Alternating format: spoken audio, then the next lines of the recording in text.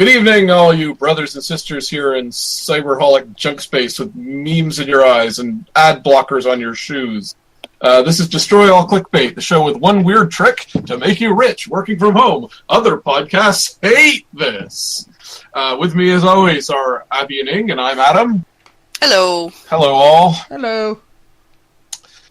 So we'll get right into it. We were, we were just talking about the huge controversy of this week that everyone's talking about, which is Waluigi. Well, he was more of the controversy last week, but yeah. Right, the E3 controversy of Waluigi. Yes. Yes, so maybe one of you who know this a little better than me can explain the controversy surrounding Waluigi. Well, according to the Washington Post, Waluigi was robbed and humiliated by Nintendo and his fans are furious. I think that sums it up. Can we just briefly state that the Washington Post actually printed a headline that involved the word Waluigi? And its subtitle when posted to Twitter is just wah. and you must read it in the Waluigi voice. It just doesn't make sense not to. So This is how little of a gamer I am. I don't know what the Waluigi voice is, but I'm fairly certain it's wow, like a dying thing. It's like that, right? Actually, yeah, it's basically that. Yeah, kind of like a vaguely Italiano Burgess Meredith from the '66 Batman. Waluigi now. Well, but yes, no, but explain the actual details. Like I say, I know nothing about games, and I am not a gamer at all. So, what is the actual thing that happened for someone who knows nothing about games? So there's a relatively long-running series called Super Smash Brothers, which is basically a fighting game of all of the major Nintendo characters. It's been around since the N64. And Fire Emblem for some reason. Eventually Fire Emblem, because you need people with swords. That's all. And since then, basically, more and more characters from the mostly Nintendo roster have been added, and people have been wanting Waluigi for years. Like, I think since Wario has been in there, people have been clamoring to have a few different characters, one of which happens to be Waluigi. And this particular year, not only was he not included, they also introduced the concept of echo characters, who are basically characters who play like existing characters, but obviously are skinned properly to look like the character they're supposed to look like. One of the main points of contention is that Princess Daisy is now in Smash Brothers as an echo character of Princess Peach. So Daisy is in the game, but Waluigi is not. Huh. I see. Yeah, and I think they announced a couple of other echo characters, but that was the main point of contention as far as not including Waluigi. Even though they included another character that everybody wanted, who is Ridley from the Metroid series, but yeah. And I'm gonna be honest in terms of my favorite purple screeching characters, Ridley and Waluigi, are in my top 5, so... You know, somebody posted a joke about that, about Ridley being really happy because he's Nintendo's most popular purple character, and then he looks online and everybody's mad that Waluigi isn't included. So the next shot is of him and Samus, and he's dressed as Waluigi. For those who don't know, to get the humor of this image, Ridley is a pterodactyl dragon. Yeah. Yes. He's a horrible... He's basically a H.R. Giger dragon, yes. Pretty much, yeah. He's like Ing said, he's a cross between a dragon and a pterodactyl, and it's wonderful. Yeah, I remember. I never knew that thing was called I played the Metroid games in my youth, but I had no idea that thing was called Ridley. And yes. A very sort of... Go ahead. And according to the internet, Ridley speaks in a screeching Jersey accent. Really? Jersey accent, okay. Alright, so the popular YouTube channel Retsupre did a bunch of stuff with Metroid and Samus and voiced Ridley that way. And it seems to so fit the character and voice I'm gonna have to watch that now. And it also doesn't help that naturally my home state's accent, the northern part of it, does generally sound like irritated cartoon crows. So... that seems pretty legit. Are you Ridley-ing? Is that what this is? He's not north enough to sound like that. I'm not north enough, though my Canadian friends have said that when I'm angry enough, I slip into that.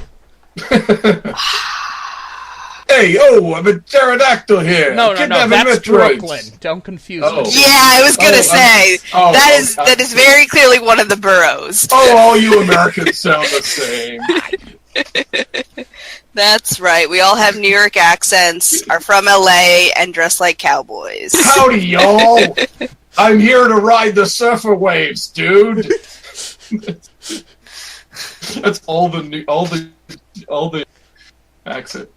Yeah, if I could fit Fargo in there somehow. Yeah, I was about to say, I was trying to think of a way to do, like, a Minnesota Northwest accent that did that voice there. Hey, welcome to the neighborhood, don't you know? Oh my god. You betcha! Just so that everyone... you got it. It's Edith Bunker is apparently the archetypal American. Yeah, okay, that's actually not a bad one for that accent. No, it's not. Just so you know, a friend of ours, Ambrick Yoda, is very upset that he isn't included in the Waluigi conversation because he wants to be a guest and be angry about it. He has strong feelings about Waluigi. Yes, he has very strong feelings about Waluigi. I gotta, how do I private message? Are we going to link him in? Is that what we're going to do? I see no reason why not to. Hold on. Let's do it.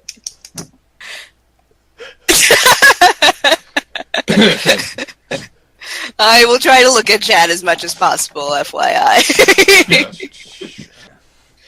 But yes, well, there you go. All right, experts on Waluigi incoming. But yeah, for the archetype of that accent, I would put so definitely Edith from All in the Family. Think Fran Drescher, and in a more toned down thing, Linda from Bob's Burgers. Yeah. Like, Linda from Bob's Burgers is a less... I mean, it's technically still someone doing an exaggerated impression of it, but it is very authentic. So, Bob's Burgers is set in New Jersey, right? Is that the actual place it's supposed to be set, or where is it set? It's not officially... Isn't it set further up north? No, it's never officially said where it is, but, again, due to Linda's voice and apparently some of the geography hints and some of the map things, North Jersey seems accurate enough as a guess. Right. Oh, okay. I did not realize that. I'm not caught up with Bob's Burgers, because it seemed like that they were a little bit further north than Jersey. It has some Springfieldisms in that it also clearly has some things brought in from coastal towns, like some in, not big towns, like Boston, but it has some of that. But and East Coast. Yeah, there's some New England-ish stuff. I was thinking Rhode Island or Massachusetts in particular, just because of some of the sort of fishing jokes they tend to make. Yeah, there's fishing jokes, but in the sense of it being like a boardwalk pier town, and then there's the rich community is via ferry onto King's Head Island, which seems kind of to be a stand-in for Staten Island. Except that's not quite the same. No, but I'm just unless it's unless they're actually from Trenton, and then that's just the island in Trenton where all the rich people live. You guys are nitpicking this because you're actually from Jersey. Yeah. Someone like me who has never been there, my knee jerk is Jersey for that. So this whole sort of they serve clam chowder in one episode. It's not one long-standing Jersey joke everyone has to remember is the fact that you can't make a left turn. That's all. No. Okay. That's all you need to know. There's a turnpike. Yes. But yeah, the Boardwalk and Linda and Jimmy Pesto, and they all seem to be very New Jersey-esque. So, and even Bob himself, to a certain extent, all seem very Jersey-esque. Oh, and that's the thing also of also looking at kind of like how, especially when we flash back to Bob's father's diner, is very much in the style of like the Greek Jersey diner. That is very true. That is very true. There's enough recognizable familiar elements in Bob's Burgers that people from Jersey feel it's very authentic. Also, the actor who does Linda's voice, it comes from another series of skits where he does, I believe, imitating his mother. That is very much basically just the day in the life of a Jersey mom. Well, there you go. Yeah. So he is from Jersey, then. Yeah. Yeah.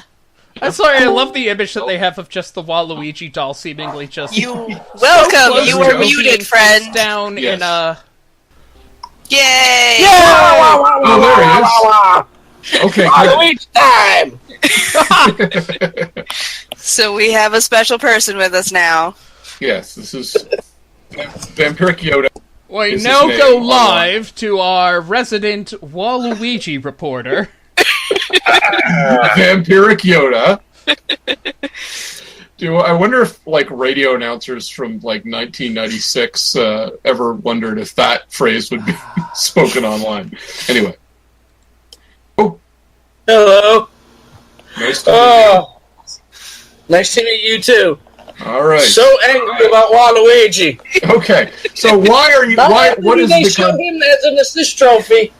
They make a point to show that you can KO him, and you get points for killing Waluigi. Such blatant disrespect.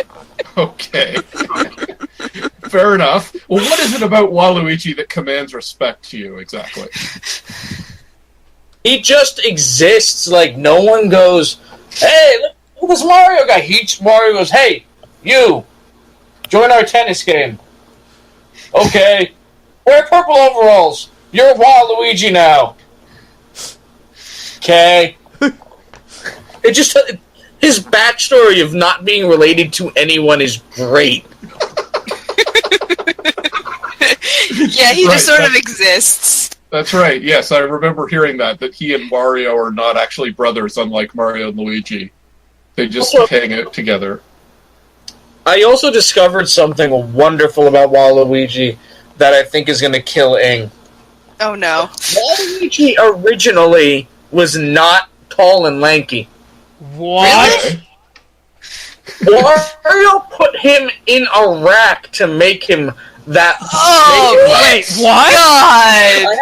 So he could have his own Luigi. I have to re-look it up to get a source on it, but I saw more than one thing reference it.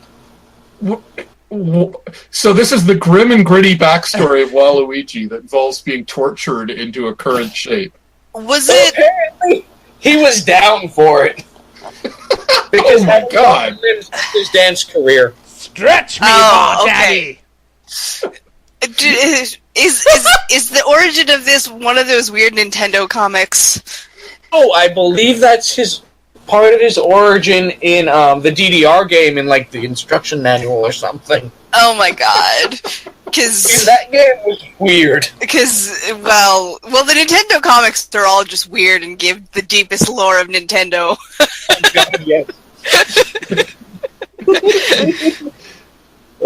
So at least I still have all of the fan games that put Waluigi in Smash. Waluigi is actually interesting in the sense of an internet thing, in that it is a phenomena that seems to have been so genuinely hated that it's somehow spun around into first ironic defense and then genuine affection. Well, why did people hate him then? Why did that happen? Waluigi was added into the Mario, not the main games, but there's Mario Tennis. Yeah, the Mario sports game specifically to be a partner for Wario, because in tennis you needed partners for doubles, and they wanted a thematic double for Wario. And he's one of the few that is consistent throughout Mario that I believe wasn't actually created by the official Mario team. So the Mario franchise itself openly disliked him and excluded him as much from possible because he was not an official creation. I see. And so legitimately severely hates Waluigi. And if he had his way, Waluigi would never show up again. Not surprised about that. And then Not surprised. For lack of a better term, characterization that it came to be that they established Waluigi isn't related to Wario. They just met. Right. And became friends. Well, didn't they all grow up together, and that's the reason why Wario and Waluigi is evil, because Mario and Luigi kind of bullied them as kids. According to one comic, Wario is Mario's cousin and bitter about being bullied as a kid. Yeah. Who? Waluigi is Mario's cousin? No, Wario is. Waluigi is literally just some guy who became friends with Wario. Yeah. And Wario is Mario's cousin. Right, and the actual explanation for why Waluigi is not in any regular Mario game is that he's not actually part of that group or anything. He is just somebody who comes to hang out for the social events. When they go go-karting and play tennis and the only time Waluigi has shown up... The only time he doesn't always get invited. The only time Waluigi... So our other friends... Sorry, go ahead. The only time Waluigi has acted in anything other than as a guy who has come up to be at a party or a sporting event is in the Mario DDR game, where he was the antagonist because Mario questioned his dancing skills. Oh my god!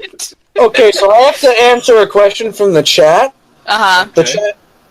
Cell asks, this bears the question of whether or not this means there's a Wah Peach. In the development of Mario Tennis, where Waluigi came from, there was a Wah Peach and Wah Daisy. Yep. There was art shown of them to Miyamoto. Yep. Miyamoto was like, you can have Waluigi fine, but Wah Peach and Wah Daisy is too much. No, because obviously it would be Princess Peach. Yes. Yeah. And we need Princess Peach. It's just like some garbage punk version of Peach. And Quasi. Beach and Quasi. Beach and Quasi. Yeah. Oh god. I really like the idea of Beach as just this big buff biker. Like original appearance Samus, just with Peach's hair. Oh gosh. Yes. And in lots and lots of like biker leather jackets and studs and spikes. With two blue shells on each shoulder. Yep. Yep. Oh wait, so she's basically Mario's love interest, Bob Hoskins' love interest from the Mario movie. That's exactly what I was going for, yes. Okay, because in the chat somebody was asking how does this all fit into the continuity of the Mario Brothers movie, and I think we figured it out. There you go. The Mario Brothers movie does not fit into any of the main continuity, but it may fit into Zoo Ranger, the Super Sentai series that Power Rangers is adapted from. Just suddenly, out of nowhere, in the next Mario Kart, we just get Dennis Hopper on a cart. Oh my god. I'm back. And both Mario and John Leguizamo in the Mario Brothers plumbing truck, and it just doesn't, it has no proper handling, because Mario's drunk driving it. Oh jeez. That's exactly how it was in the movie. Oh my god. I had to see this movie someday. And oh my god, if you see just what a train wreck it is. Yeah, I know it's your white whale. Tales to Enrage asked, when do we get Kraid and Mother Brain in Smash Brothers? And the answer is probably sooner than Waluigi. Yeah. We're gonna get a playable Goomba before we're gonna get Waluigi. So I really want them to, and this is the nerdiest fucking thing ever. One character I really want them to get is Simon Belmont, because then a lot of people want Simon Belmont. Yeah, because then with just some palette changes, you can actually get the entire cast of Captain N. Okay. But I said that Captain N since Simon Belmont's owned by Konami, which is an awful company, and they can't get him. Mm-hmm. Well, here's an interesting thing. Happy if they use the protagonist from Bloodstained. But It would be amazing if they got the protagonist from Bloodstained. But anyway, go on, Yoda. Konami did agree to Snake coming back, so why wouldn't they agree to Belmont? I don't know. Why do they make Silent Hill a pachinko machine? I don't know why they do the things they do. And that's because not people a play that's pachinko machines. We know.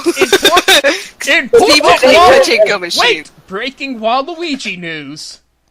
There is a Wa-Yoshi called Boshi. Oh yeah, that's a Mario RPG. Yes. Yeah. Oh, okay. Aoshi, yeah. Yeah, Boshi. He's an asshole. Okay. Oh my god, I forgot how it looked, and it's literally a Yoshi wearing 80s leg warmers, has a mohawk, and wearing a spiked collar. Of course, naturally. If you're wondering if there's erotic fan art of this character, yes, it is the 8th selection on a regular Google search. Oh god. Here you go, chat. Have a lovely picture of Boshi. Click on that. God. Oh no. Why would you do that? He's so badass. He's totally radical. And in my face.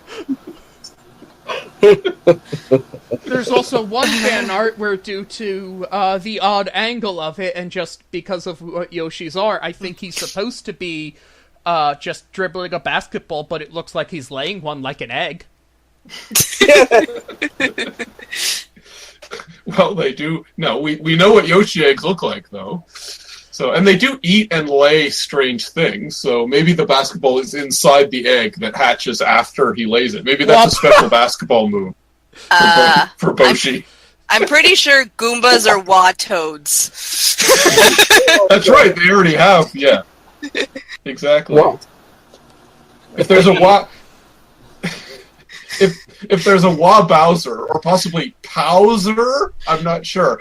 So he'd be a good guy, right? He'd be like a well-behaved, nice cartoon. Oh yeah, we talked about this on Twitter, and we concluded that there's no that we never see Wowzer because he's a very nice introvert who is convinced nobody likes him. I deeply regret Googling Wabowser. Whoa, no! I deeply regret Googling Wa-Peach and Wa-Daisy because I gotta tell you, I'm pretty sure none of these are the official concept art. This is the more tame version of Wabowser that I found, by the way. Oh my god!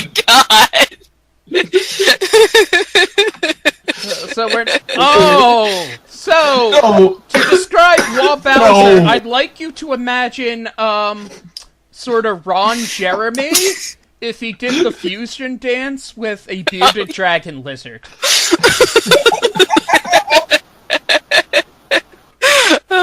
It's just Wario as Bowser, but Bowser's already a Wario'd version of like a very nice, pleasant cartoon turtle of some kind. So he is based off of some folklore. I don't remember what it is specifically, but he is based off of a turtle god Japanese thing. Japanese folklore. You mean a Kappa? No, not a Kappa. He's a Koopa, not a Kappa. No, actually, I have to think, is Koopa just like a bastardization of Kappa? I wonder if it is, because that would make sense. Kappas are kind of turtle monsters. Yeah. Yeah, but they're usually not related to fire. Like, the specific thing he is from is related to fire, which is why he breathes fire and dies by fire. Right. Mind blown. Also, Friend Cell points out that basically saying they are very surprised that there was a way to add erotic violence to Pachinko, but impressed that Konami was able to do it. And this is specifically Pachinko Castlevania. No. Remember, there's Pachinko Silent Hill. Right. There's Pachinko everything, including Metal Gear. All of their IPs are Pachinko, so don't think anything was saved. Well, to be fair, but Castlevania is the most goth of the Konami licenses, so the most vaguely BDSM-esque. Yeah, and that's the only thing about adding Simon Belmont is because we don't want the crappy version of Simon Belmont in Smash.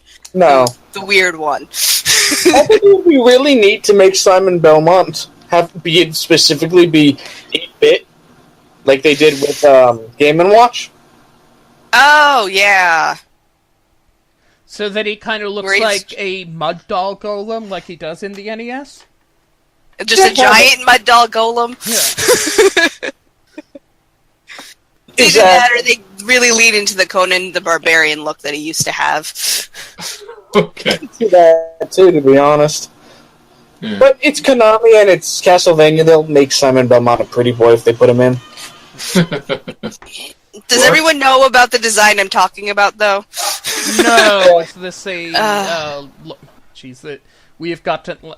This is so like insider baseball, and yet this has the most interest of anything we've done. So go on. I'm on the show, and I don't understand half of what you guys are talking about. So. That's quite all right. Hold on. I am unusual in that I am not a video gamer at all, and I only know video games through cultural osmosis and hanging out with you guys and stuff like that. So that's fine. Yeah, it's the red-haired version of the character. Okay. Wait, why is that a big deal that he's red hair? Nothing. That's not. It's just that version of the character. It's just he was redesigned by a fairly well-known manga artist, and there's nothing wrong with that. It's just that particular design is frankly really ridiculous, especially compared to, once again, the old version of Simon Belmont, which was very much Conan the Barbarian, because that's what was popular in the 80s. Is the one you're talking about the one with, like, kind of looking like the Rose guy from Inuyasha, but has an outfit that I can only describe as a half vest, but not the half you would think vertical half, with a collar that looks like he stapled a raven to it, and a leather corset? That is one of them, yes. Oh, God. Hold on. Well, that's that's true. I know that mostly, I think, Castlevania, he's usually seen as kind of a, is it this picture of him where his entire torso is an elaborate series of abs? Yep, that one. Well into where the pectoral muscle should be? It is just abs. It's just abs all the way up to his collarbones. Yes, that's the one. And with the flame racing stripe treasure trove tattoos? Well, let's see the link. Come on. I am getting it. I put the... No, the multiple abs version. Oh, the multiple abs version. Yeah. This should be it? Yes. Abs. Abs forever. I guess. Oh my, yeah, that's a lot of bizarre musculature on this. Yeah. It's not just the abs; it's those weird like side muscles that only like serious bodybuilders have in real life, but all comic book characters have. And then he appears to have another set of them as well off to the side. Yeah.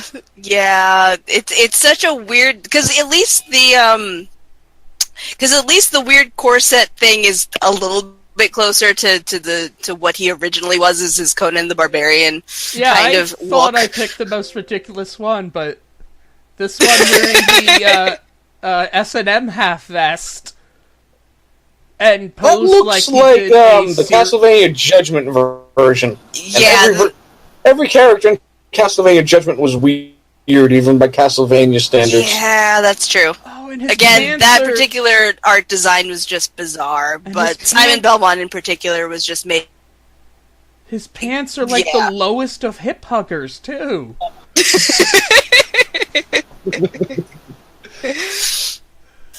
he's all decided that we're all horny for Vampire Hunters. As any vampire-related media tends to get I don't know. I'm hornier and hornier. I'm afraid that the series of abs continues down below the waist too.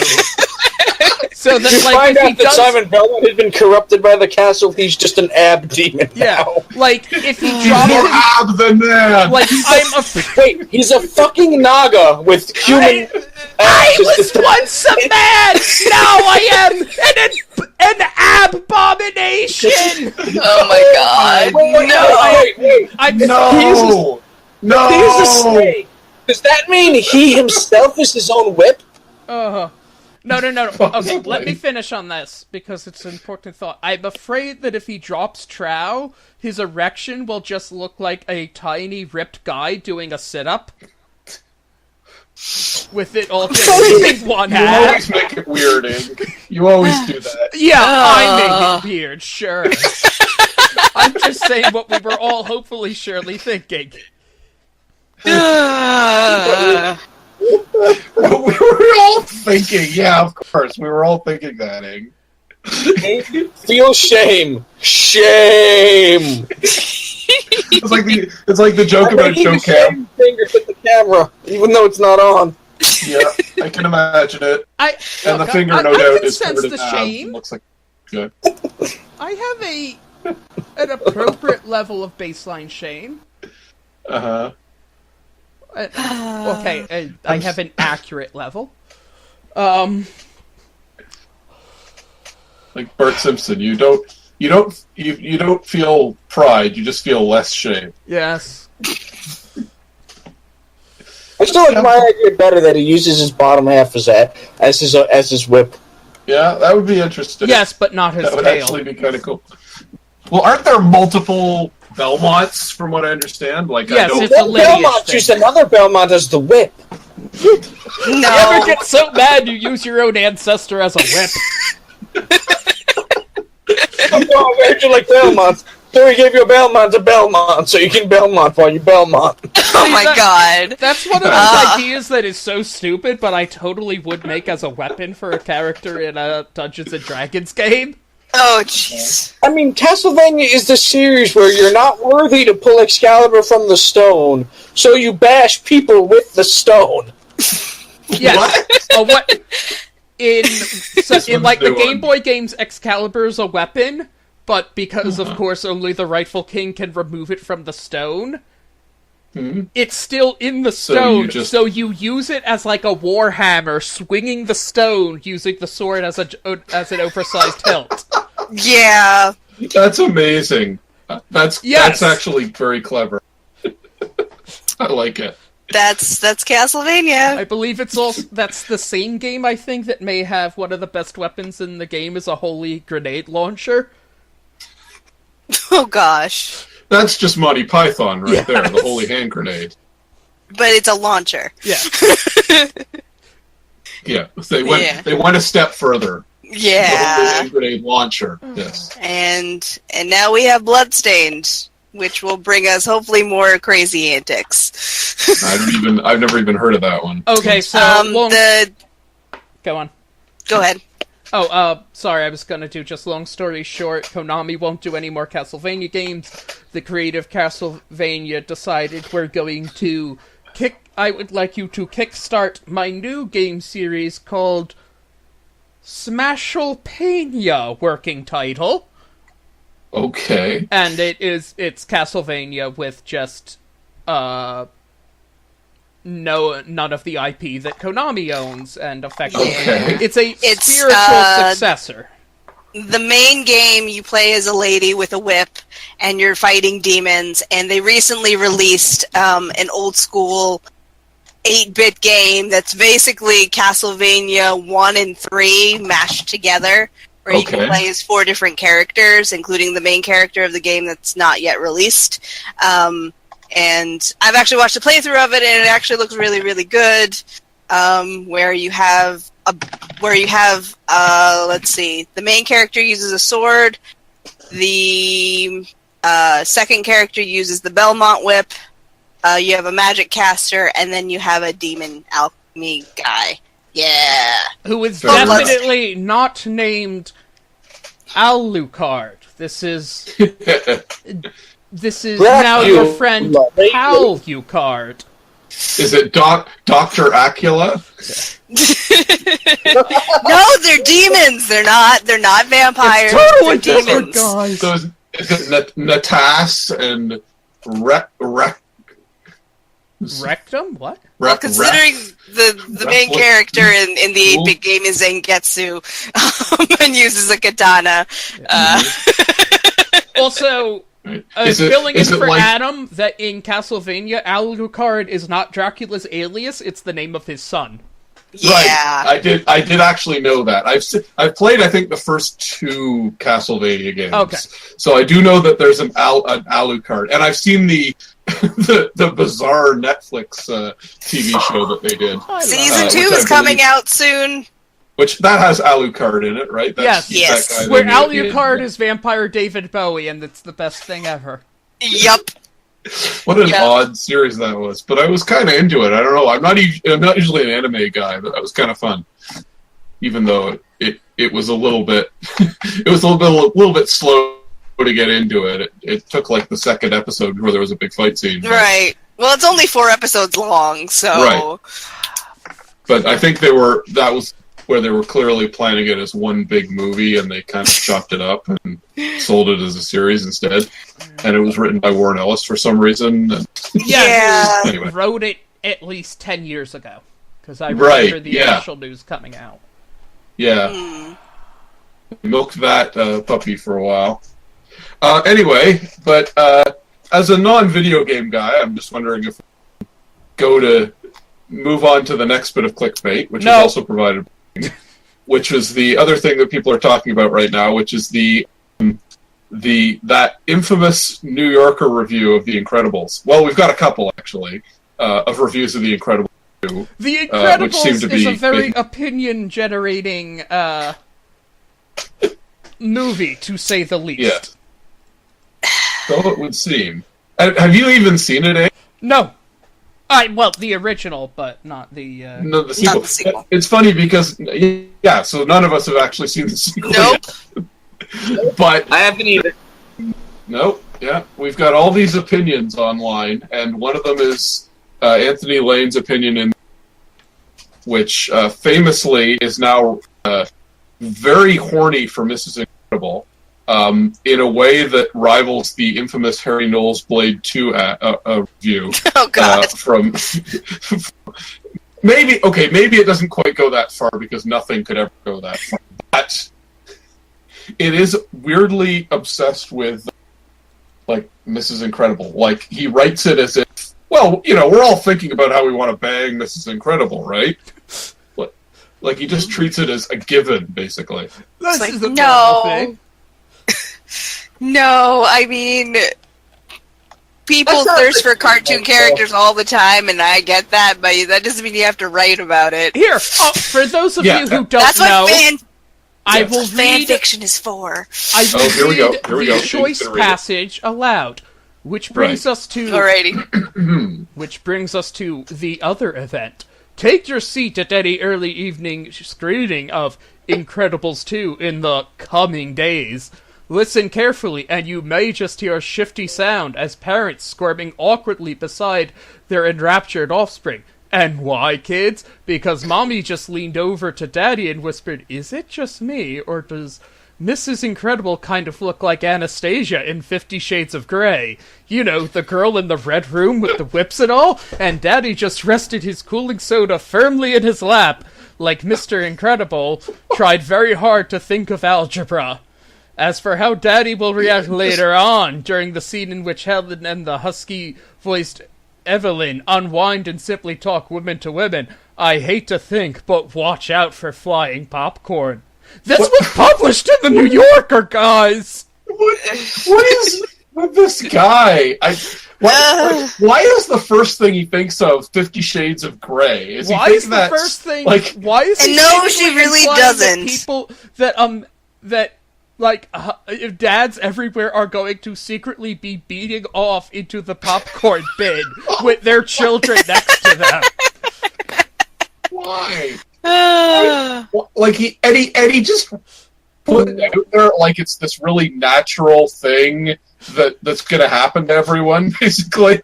Like that's what we're all thinking, right? We're all here with our kids, and our wives just brought up 50 Shades of Grey for some reason because of Mrs. Incredible. And Vampiric Yoda literally just fucked the shit out of it. He's like, nope, I'm not doing this. Not doing this. I do not begrudge him that at all. As always. Fuck this shit, I'm out. But once again, if you're thirsting after cartoon characters, just go to fan fiction. That's what normal people do. That's what the internet is for. Listener do that.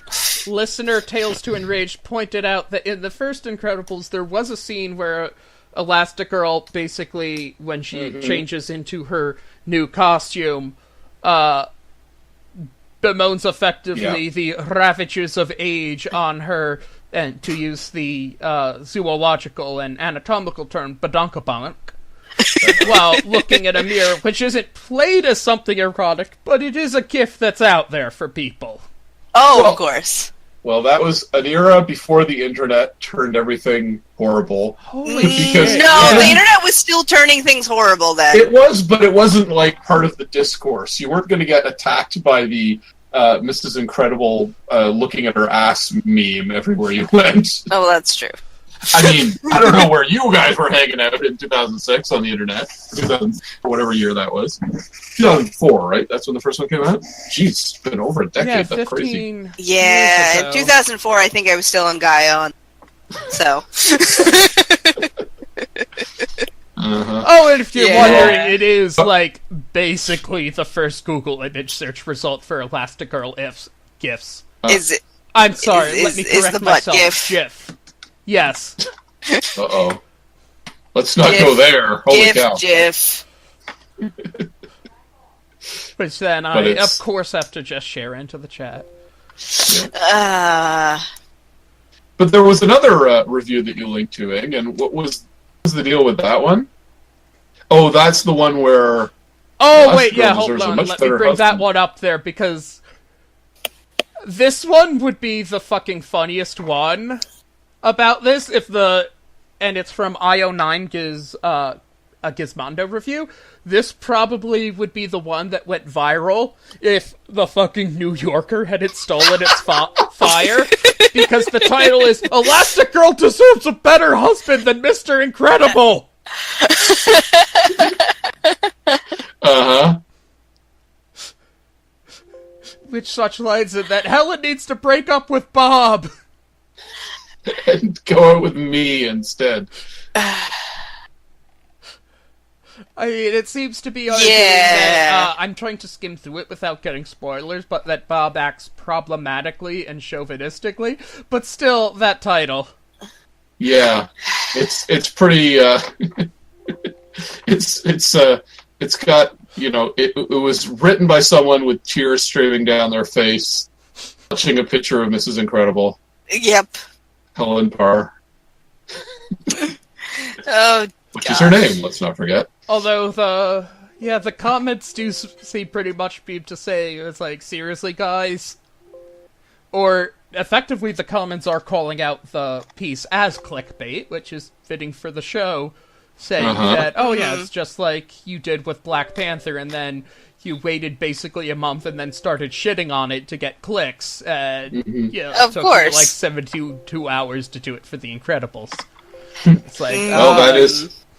Well, to be fair, what that is, that's something that always happens with the blockbusters, is that they get hyped up as the best thing ever, and, oh my god, it's the greatest thing. Like, the early reviews are always, like, gushing, and then people see it, and it doesn't, usher in the age of Aquarius because it's so good, and so people sort of start to... And I mean, no matter how good a movie is, you watch it again, and, you start to notice the flaws, and so that catches up. I also have to pause and ask...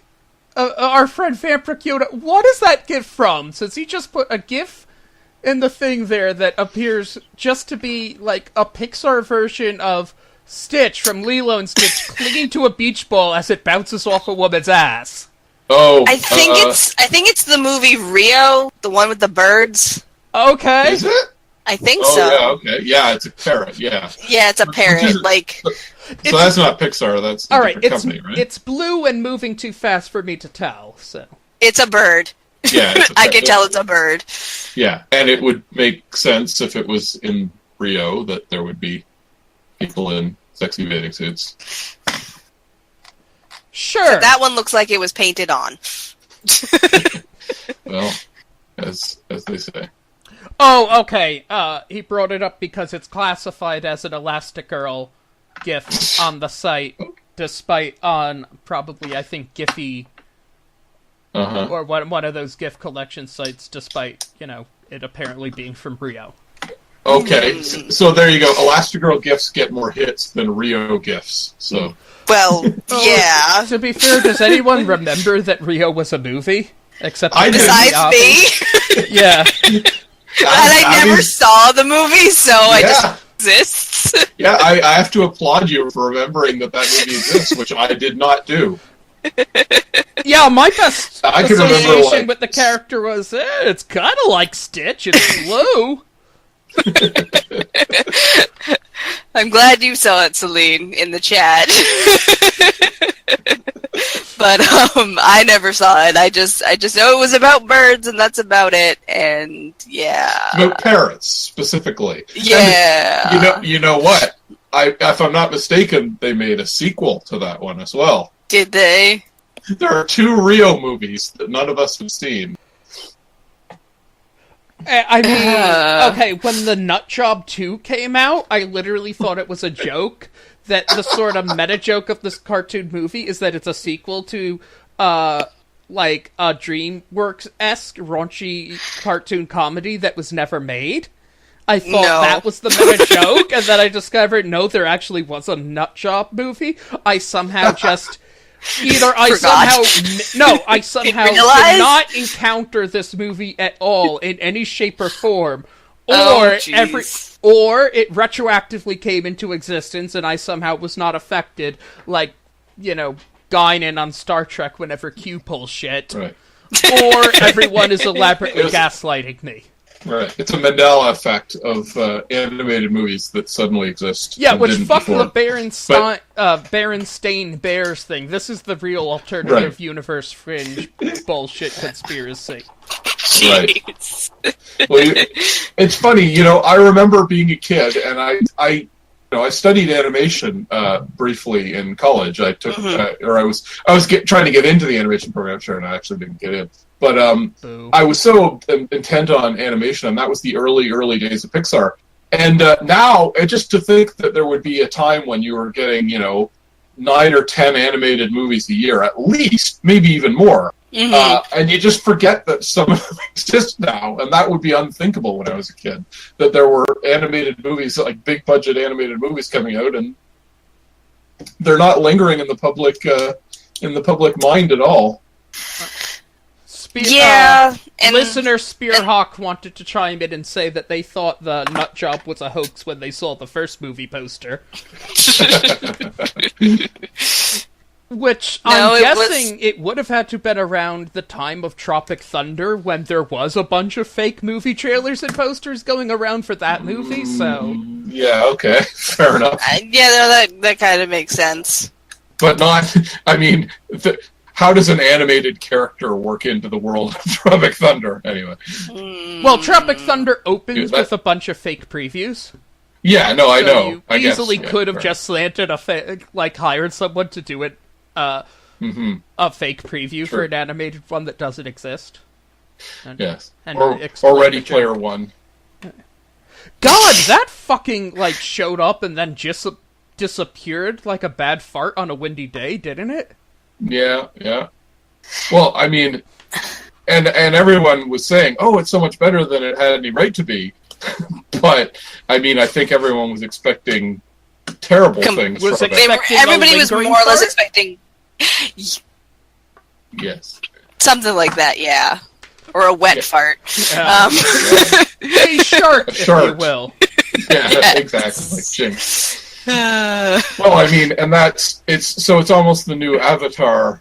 But I mean, we were just spent a month or two delving up how bad the book was and how terrible everything about it. Every time there'd be an excerpt of it quoted, you'd just be like, is this a parody? Is this actually a real book? Because it just did not feel real at all. And I can't imagine reading that book, because there are bad books out there, but this is literally just a list of stuff that the author likes, as far as I can tell. Literally nothing else, but and then this happened, and then I met Metroid, and they were my friends, and then me and Waluigi hung out at the mall, and it was great.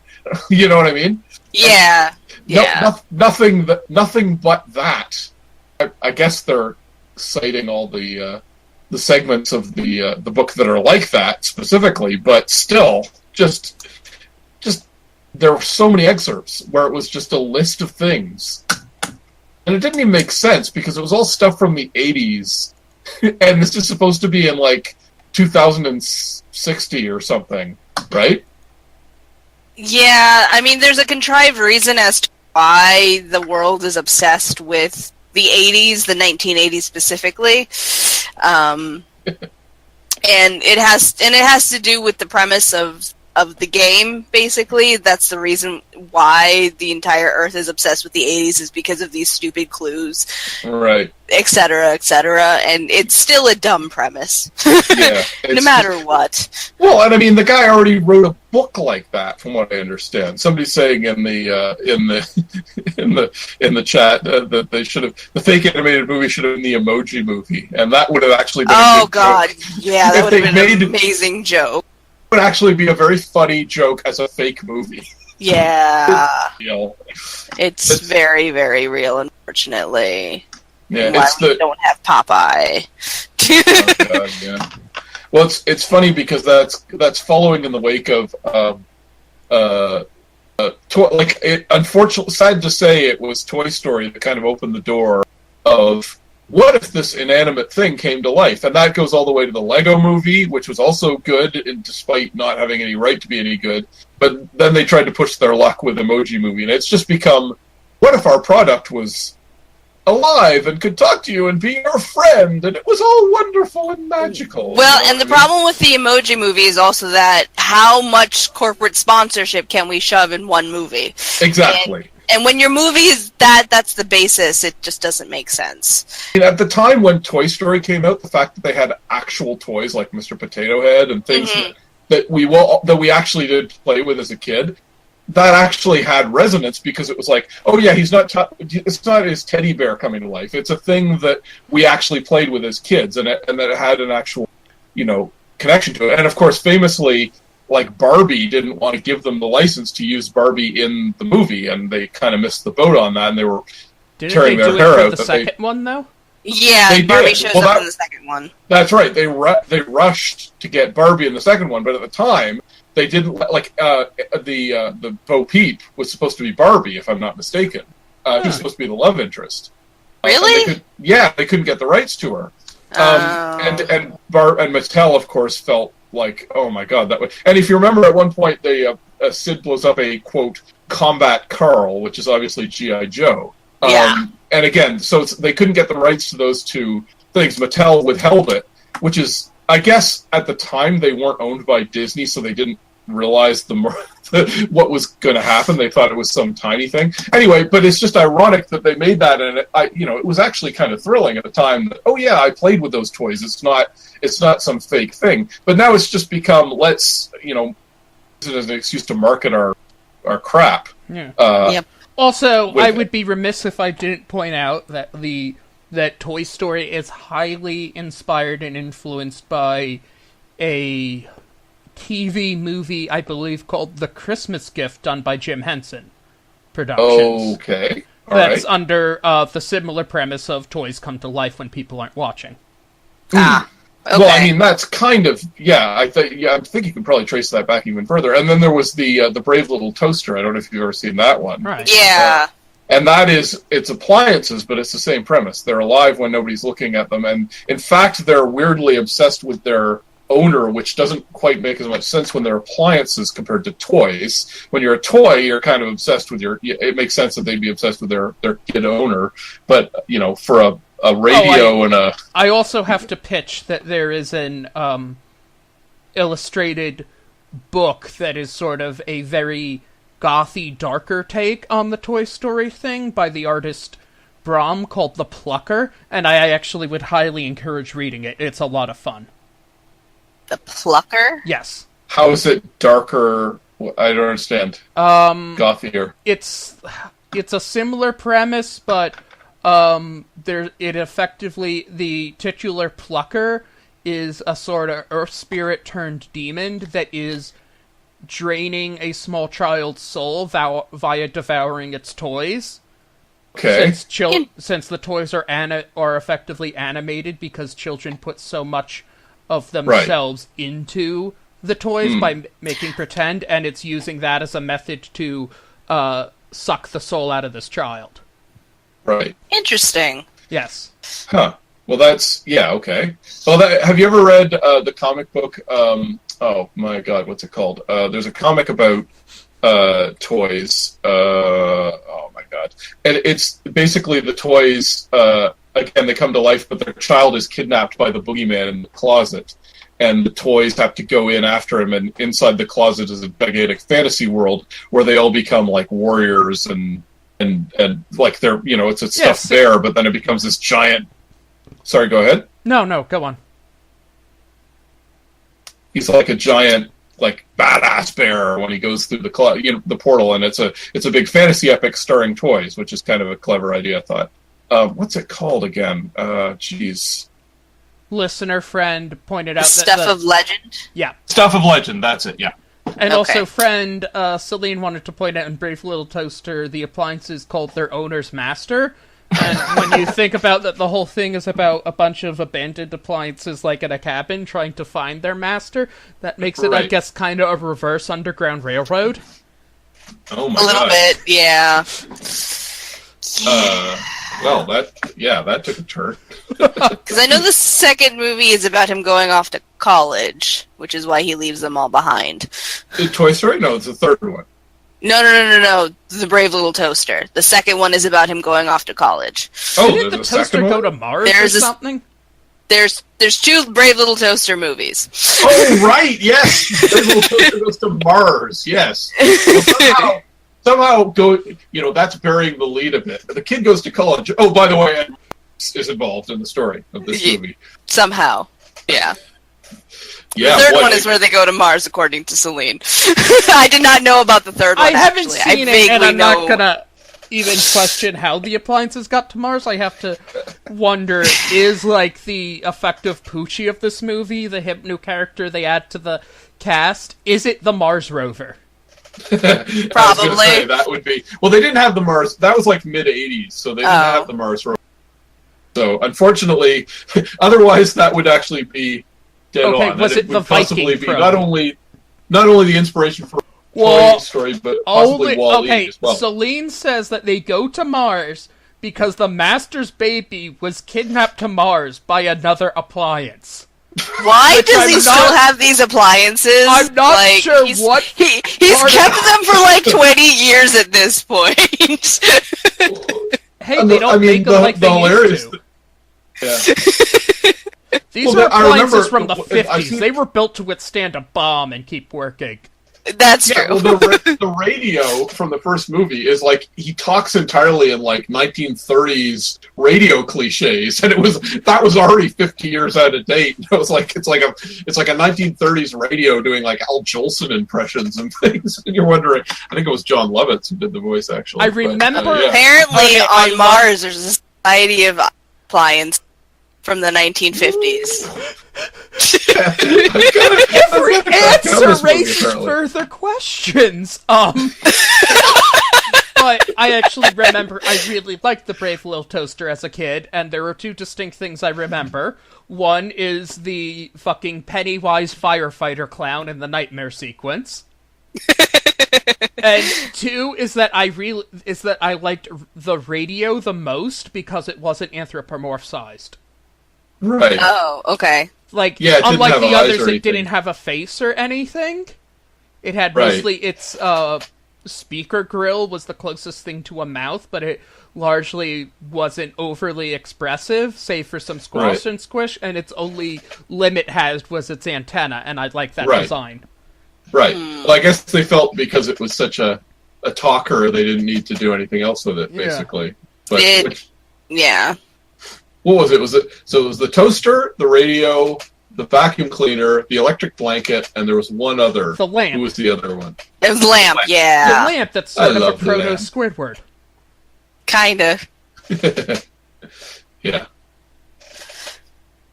I've actually not seen any of the Toaster movies in full. I didn't even know there was a third one, so... the Toaster Saga. Basically, yeah, it was a saga. Well, once you've gone to Mars, where are you going to go from there, basically? I mean... Pretty much. Bill and Ted is coming back, and they're going to somehow recover from going to Mars in the second one. Well, they use a ceiling fan to get to Mars. Again, every answer raises more questions.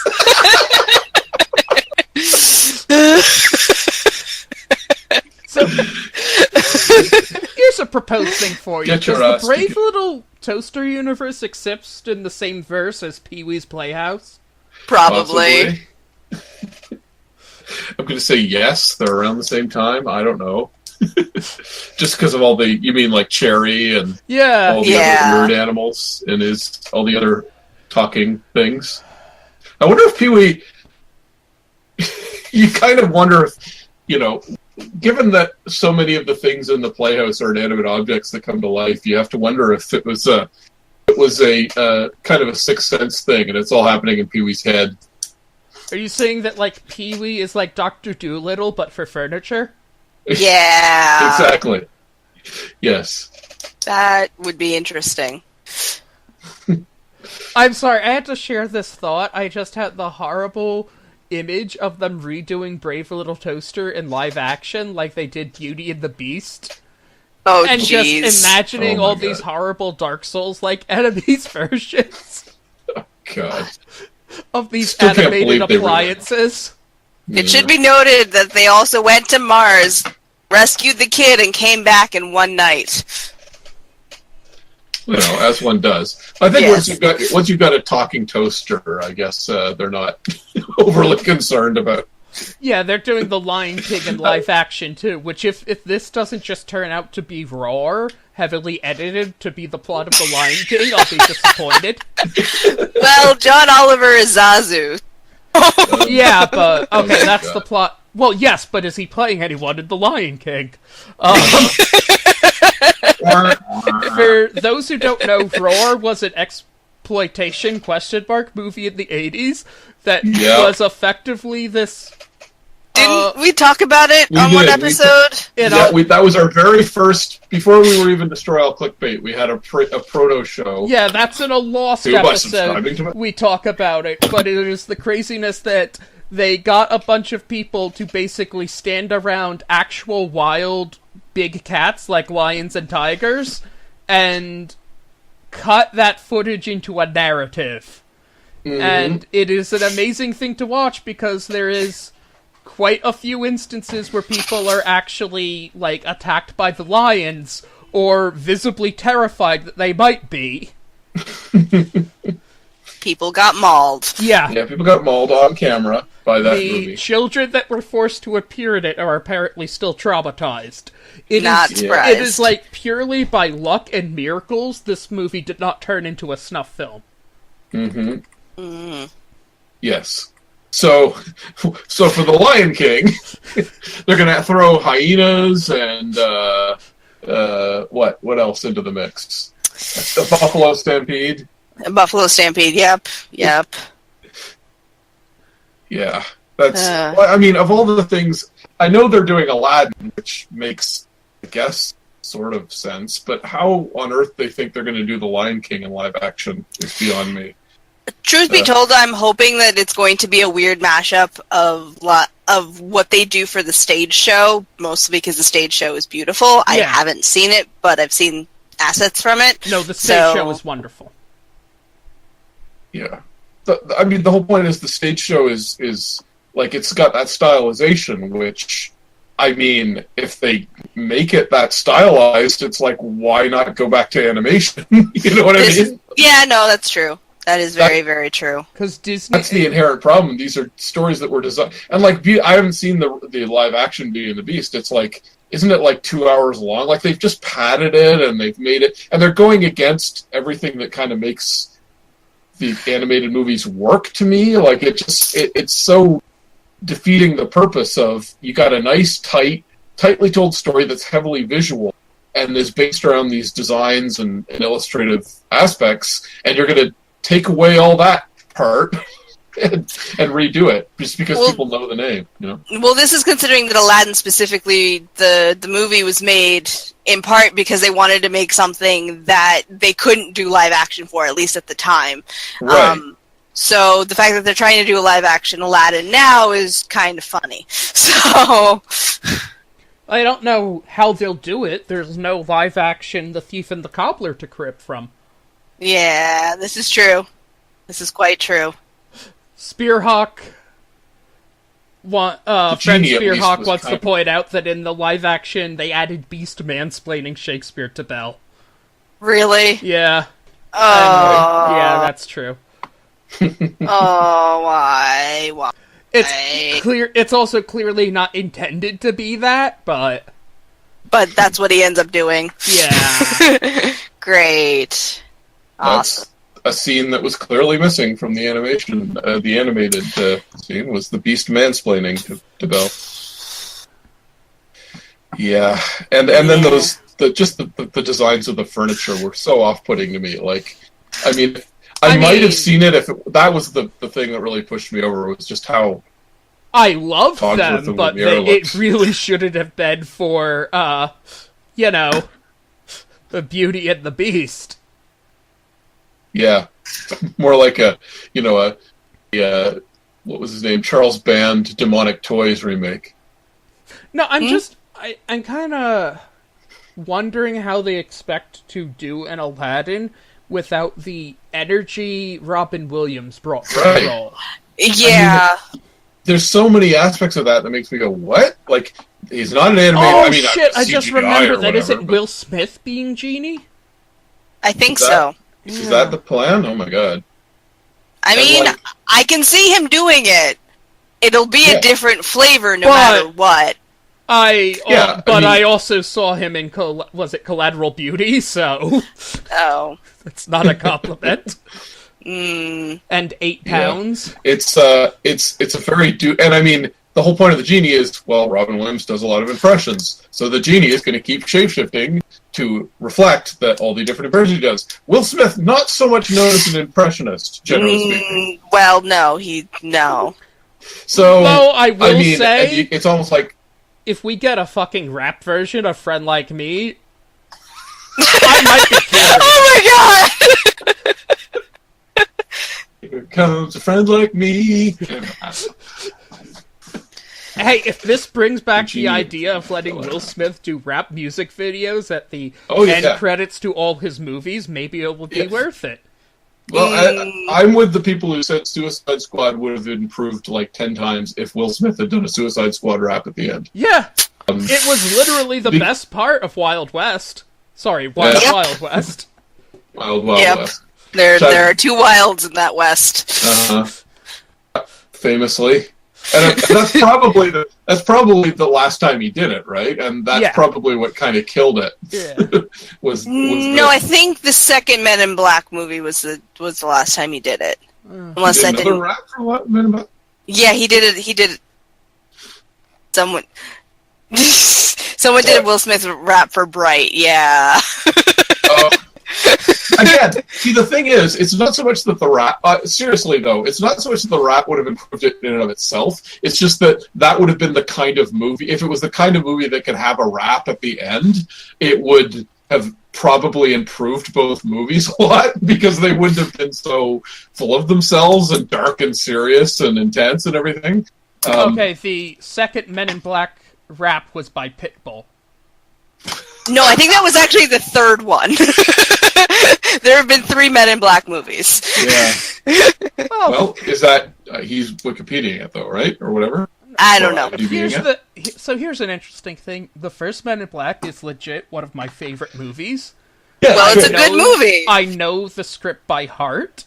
Uh-huh. I have not seen the third one because the second one was so fucking awful. Mm-hmm. Yeah. You haven't seen the third one. The third one's actually not bad, because at least they do original things with it, instead of the second one, which tried to rehash all the same stuff from the first one. But the third one is also very clearly Tommy Lee Jones going, no, I can't sanction your buffoonery. I'm not going to come back to this movie. Okay, good.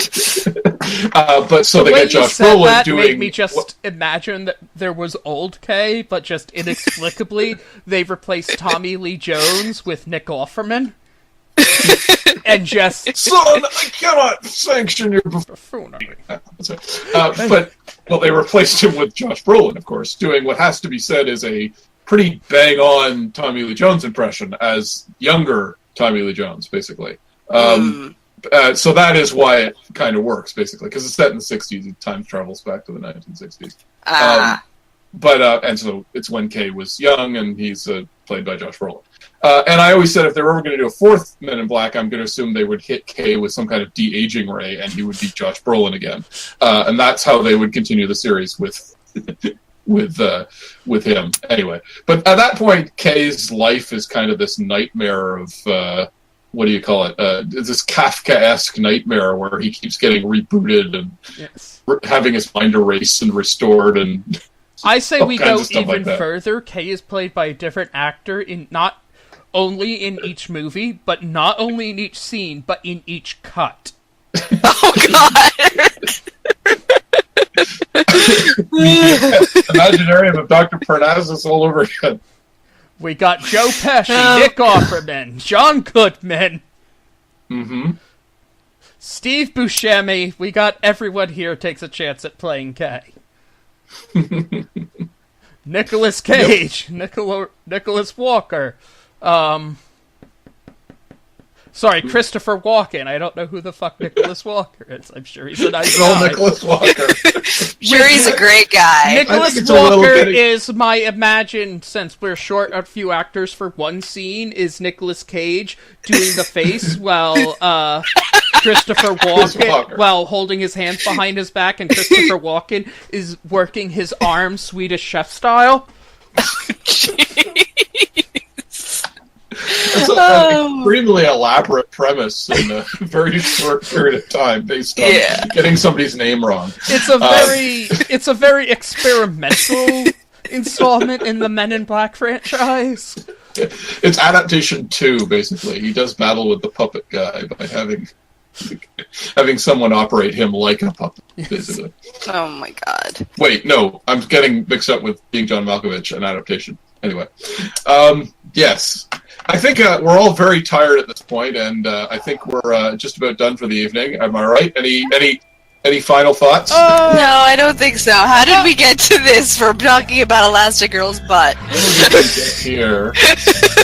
I wouldn't say it was necessarily I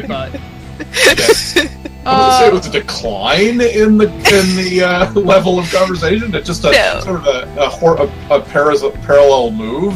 Yeah. Sanity and class. But anyway, so on that note, I think we'll wrap it up here, folks. So thanks as always for tuning in. Thanks to all the people on Twitch. Just a reminder, again, we are being hosted on both my and Ing's Patreon. If you check us out on Patreon, just Google Adam or Adam Prosser or Ing on Patreon, and you can, if you're listening to this, you'll probably be listening to it on Patreon. But thanks again to all the Twitch listeners, and also on Twitter at Prankster36, and I talk about some related stuff to some of this. So we'll see you again in a couple weeks. Keep your stick on the ice. Enjoy the internet in the fading years of the 21st century, and hope to see you all again soon. Yay! Well, we're well into the 21st century. I don't know what that meant. I can't tell time.